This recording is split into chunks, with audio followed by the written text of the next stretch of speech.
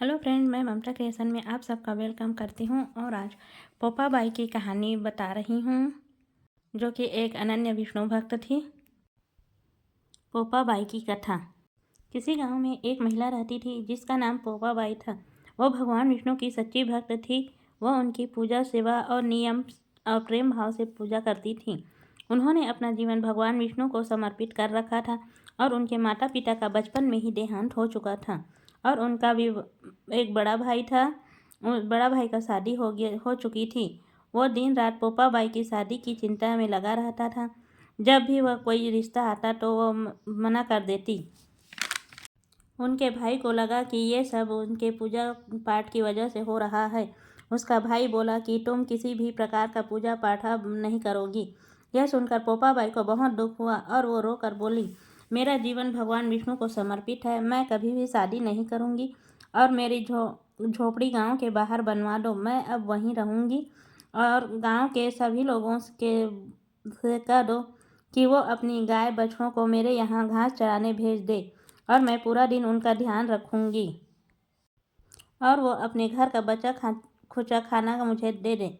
भाई समझाने की बहुत कोशिश की पर पोपाबाई नहीं मानी और वो अकेले गांव के बाहर झोपड़ी में रहने लगी और ज़्यादा से ज़्यादा वक्त भगवान की सेवा में पूजा पाठ में बिताने लगी। एक दिन उस नगर का राजा शिकार करने जंगल में जा रहा था। वो रास्ते में उस झोपड़ी को देख रहा था और रुक गया। उसे प्यास लगी थी और वो झोपड़ी में पानी लेने पहुंचा।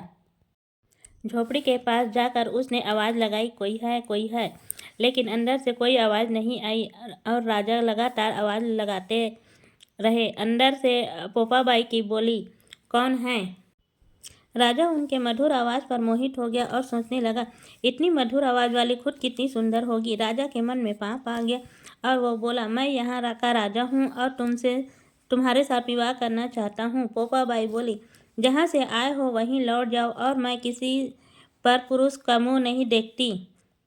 शादी तो दूर की बात है। ये सुनकर राजा भी प्रसन्न हो गया और उन्हें जबरदस्ती अपने महल ले गया। पोपाबाई ने राजा को श्राप दिया, कहा कि तुम्हारा राजपाट सब नष्ट हो जाएगा।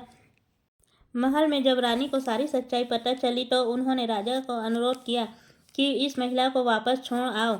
यह हमारी राज्य के विनाश का कारण हो सकती है। रानियों की बात सुनकर राजा जब पोपाबाई को वापस छोड़ने जाने लगा तब रास्ते में एक पाप की नदी आई जिसमें राजा डूब गया और पोपाबाई बहुत दुखी थी, क्योंकि एक पराये पुरुष ने उन्हें हाथ लगाया था, उनकी सतीत्व को नष्ट करने की कोशिश की थी। पोपाबाई ने वहीं अपनी इच्छा शक्ति से अपने प्राणों को त्याग दिया।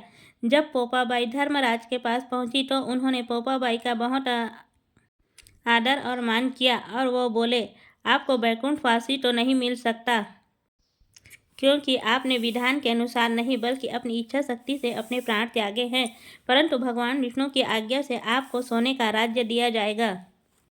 ये विष्णु की अनन्य भक्ति पोपाबाई की कहानी है।